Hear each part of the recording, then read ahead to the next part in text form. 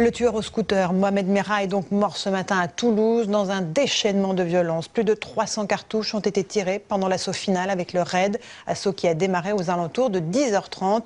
Les premières images de cet assaut filmées d'un immeuble voisin avec Julien Beaumont et Jean-François Drouillet.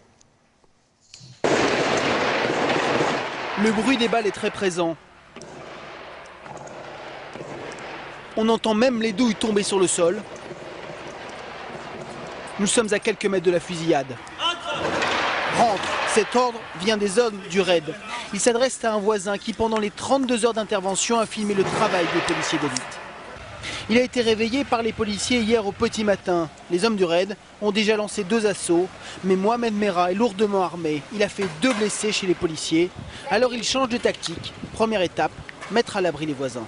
Là, ils nous ont prévenu qu'ils avaient coupé de gaz, l'électricité et tout ça.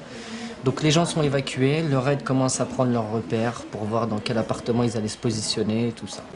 Maintenant, le raid lourdement armé investit les lieux. Ils entrent par les caves, mais aussi par le premier étage en utilisant la grande échelle des pompiers. La guerre des nerfs avec Mohamed Merah commence. Ils encerclent son appartement. En fonction des négociations, ils se font plus ou moins présents. Commencer à venir en masse dans l'appartement situé juste en face. Et au final, après, c'est comme s'ils battaient en retraite, ils retournaient en arrière sur leurs pas. Contrairement à ce qu'il avait dit à la tombée de la nuit, Mohamed Merah ne se rend pas. Le raid a fait éteindre toutes les lumières. Les hommes du raid, ils commencent à rentrer dans l'appartement. Régulièrement une explosion car Mohamed Merah ne répond plus. Est-il encore en vie? Pour le savoir, le raid doit approcher.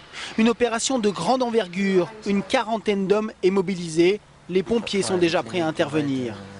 L'assaut est imminent. Pour entrer dans son appartement, ils font sauter des murs intérieurs. Les fenêtres de la façade sont brisées, mais Mohamed Merah les attend. Il ouvre le feu.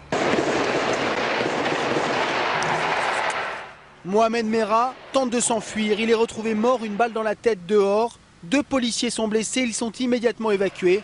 La mission du raid est finie. Il est 11h40.